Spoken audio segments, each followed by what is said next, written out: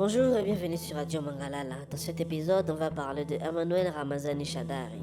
Eh bien, Emmanuel Ramazani Shadari, figure emblématique de la politique congolaise, continue d'attirer de l'attention suite à son arrestation récente qui a suscité de vives réactions au sein de l'opposition de la société civile en République démocratique du Congo.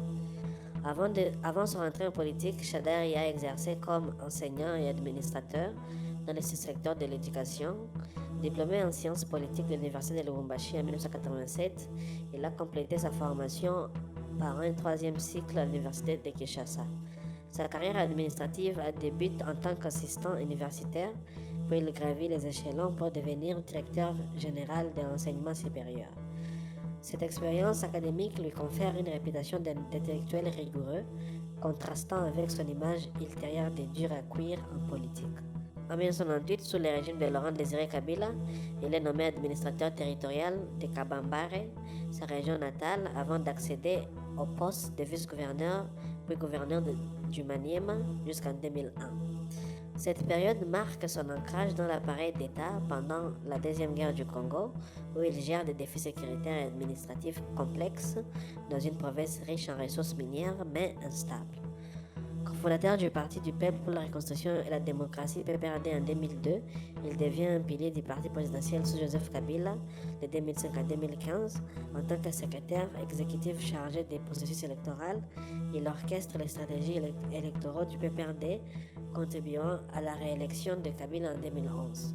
Élu député national en 2006, il est réélu en 2011. Shadari occupe des postes clés à l'Assemblée nationale, vice-président de la commission politique, administrative juridique, président du groupe parlementaire PPRD et coordinateur de la majorité présidentielle.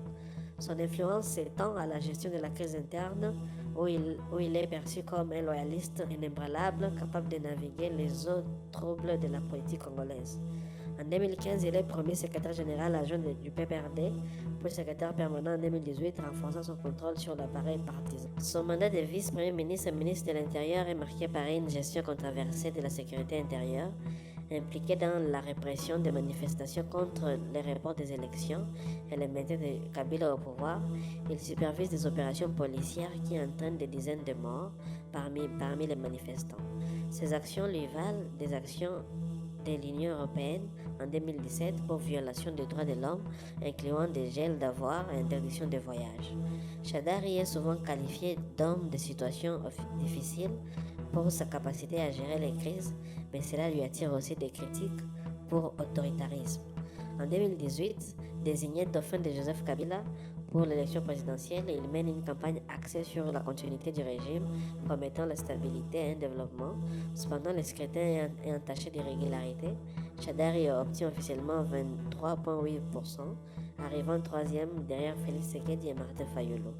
Des fuites de données suggèrent un score encore plus faible, menant un accord post-électoral présumé entre Kabila et Tshisekedi pour éviter des troubles. Post-élection, Shadari reste secrétaire permanent du PPRD, une figure clé du FCC, coalition pro-Kabila qui domine le Parlement jusqu'en 2020.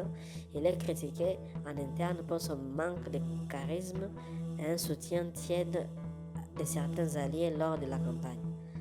Le 16 décembre 2025, vers 3h ou 4h du matin, Shadari est arrêté à son domicile à Kinshasa par des hommes en armes et en uniforme, sans mandat apparent et amené vers une destination inconnue. Selon les sources du PPRD, l'opération est menée par le Conseil national de cyberdéfense, une entité gouvernementale, et s'accompagne d'une perquisition nocturne du siège du FCC où des biens sont vandalisés et des documents saisis. Le FCC dénonce un enlèvement brutal et inhumain, qualifiant l'acte d'intimidation et de terreur. Les raisons officielles de l'arrestation restent floues. Au 17 décembre 2025, les spéculations circulent. Certains lient Shadari au financement ou à l'entretien du conflit Mabondo dans le Kwango sous l'ordre présumé de Kabila ou des liens avec les groupes armés comme l'AFC M23. D'autres évoquent une traque plus large contre les proches de Kabila dans un contexte de tension sécuritaire et politique avec des accusations potentielles de haute trahison et de déstabilisation. Les réactions sont vives. Martin Fayulu, le leader de l'opposition, fustige une arrestation arbitraire, violente de la Constitution, un traitement inhumain et humiliant, et appelle au respect de l'état de droit. Des sénateurs comme Bijou Goya Kitenge condamnent une dérive autoritaire menaçant la démocratie. Robin Minaku, ancien président de l'Assemblée, alerte sur les risques pour l'unité nationale face à la crise sécuritaire. Les compagnons de Joseph Kabila Kabange dénoncent une grave dérive politique. Des observateurs craignent une escalade des tensions dans un pays déjà marqué par des conflits à l'Est et des instabilités institutionnelles. À ce jour, Chadari reste détenu sans charge, amplifiant les préoccupations sur les droits humains et la stabilité politique en RDC. Sa trajectoire illustre la vicissitude du pouvoir en Afrique centrale, d'une ascension fulgurante et une chute potentielle dans un climat de répression.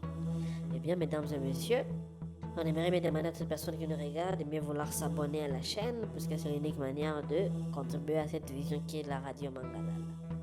Eh bien, Emmanuel Chadari, ça sera tout pour cet épisode. Restez connectés sur la radio Mangalala et à la prochaine.